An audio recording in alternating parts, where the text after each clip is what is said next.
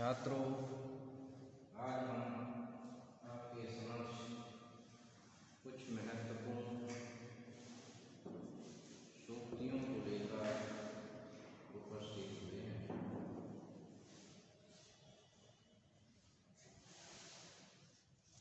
इन सूक्तियों के अर्थ को और उनके विषय में जानना परम आवश्यक है।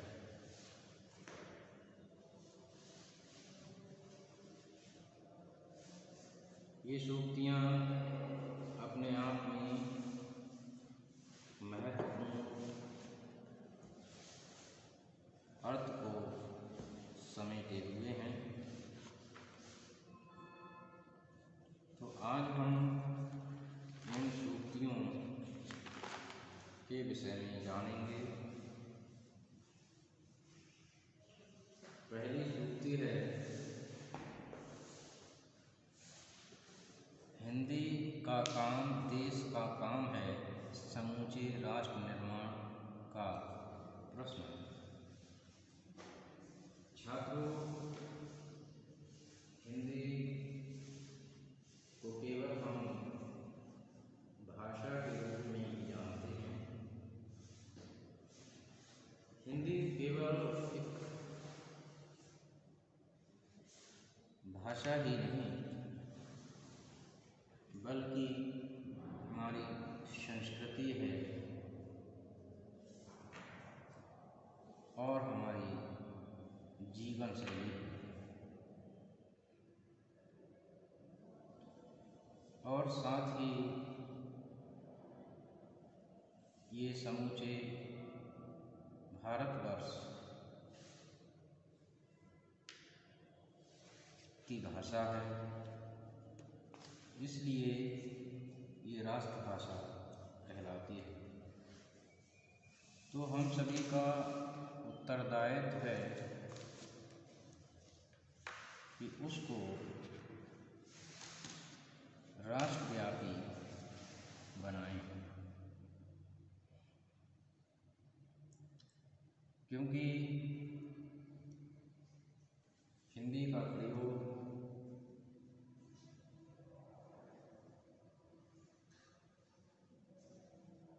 राष्ट्रीय एकता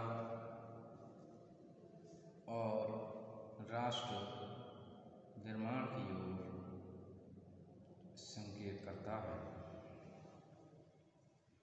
इसलिए हिंदी में काम करना केवल एक भाषा विशेष का ज्ञान ही नहीं, बल्कि आप राष्ट्र के निर्माण में अपनी महत्वपूर्ण भूमिका अदा करते हैं।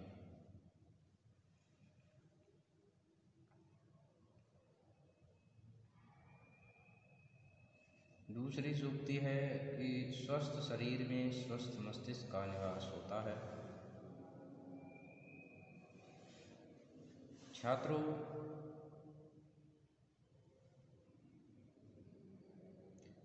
हमारे जीवन में स्वास्थ्य का अत्यंत महत्व होता है।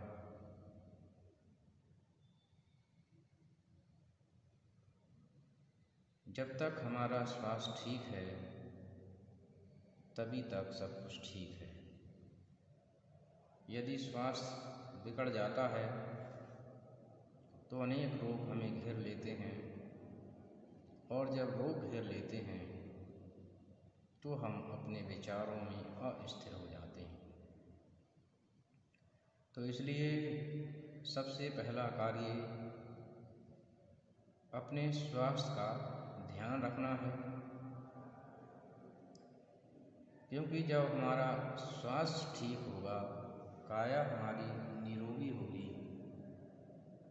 तभी हम उचित निर्णय ले सकते हैं, तभी हम विवेकपूर्ण स्थिति को प्राप्त कर सकते हैं। और अविवेकी व्यक्ति कोई भी उचित निर्णय नहीं ले सकता। इसलिए विवेक को बनाए रखने के लिए, मस्तिष्क को ठीक रखने के लिए हमें अपने स्वास्थ्य को भी ठीक बनाए रखना होगा।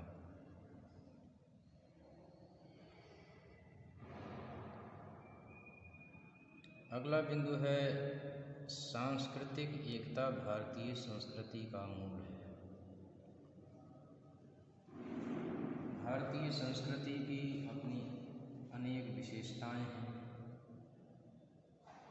यहाँ पर विभिन्न प्रकार के धर्म, संस्कृति, भाषाएं, रीति रिवाज, रहन सहन, अनेक विशेषताएं हमारी भारतीय संस्कृति की हैं। परंतु सांस्कृतिक एकता पर भारतीय संस्कृति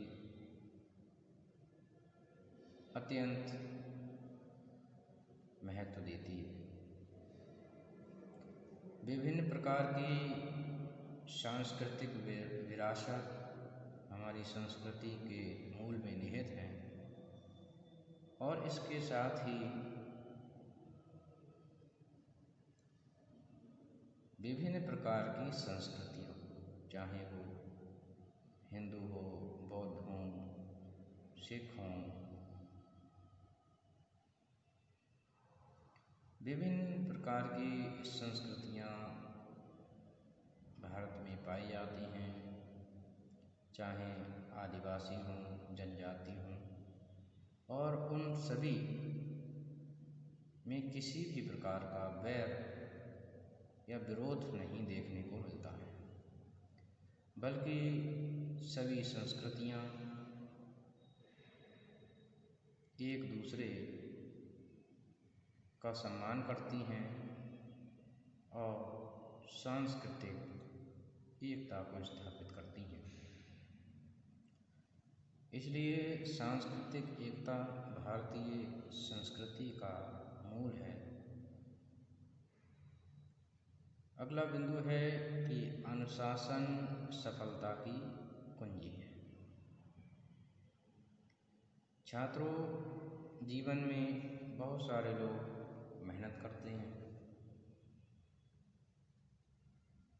अपने लक्ष्य को प्राप्त करने के लिए कोशिश करते हैं, परंतु उनमें से कुछ लोग ऐसे होते हैं जो अपने जीवन को अनुशासित बनाते हैं। अनुशासन से समय की बचत होती है, अनुशासन से कार्य समय पर पूर्ण होता है, अनुशासन से व्यक्ति सक्रिय रहता है, अनुशासन से व्यक्ति जिज्ञासु होता है।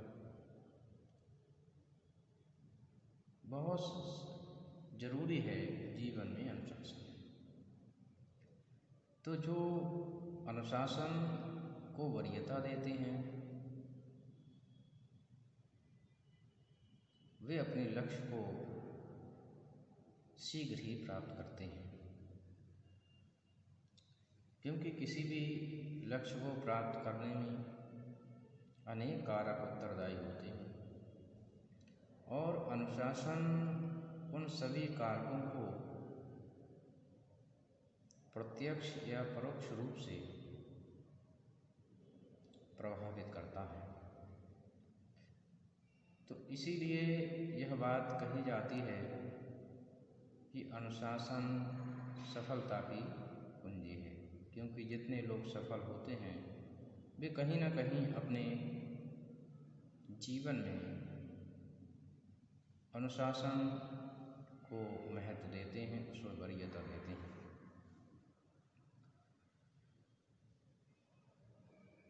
अगला बिंदु है कि गिरा अर्थ जल बीच सम कहियत भिन्न भिन्न। गिरा कहते हैं वाणी को, शब्द को, अर्थ कहते हैं अर्थ को, जल बीच सम भिन्न कहियत भिन्न भिन्न। कि जिस प्रकार से शब्द और अर्थ मिले जुले रहते हैं, जिस प्रकार से जल और तरंग मिले जुले रहते हैं, उनको अलग कर पाना सहज कार्य नहीं है। उसी प्रकार से परमात्मा और जीवात्मा भिन्न रहते हैं, अभिन्न रहते हैं, क्योंकि ईश्वर अंश जीव अविनाशी ये भी कहा गया है।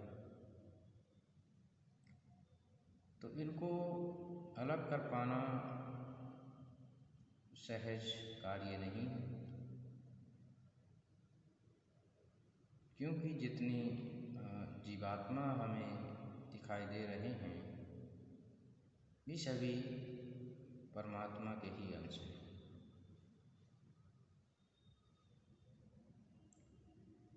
तो वाणी और अर्थ, जल और उसकी तरंग, ये केवल उदाहरण मात्र हैं समझाने के लिए कि जिस प्रकार से वाणी और अर्थ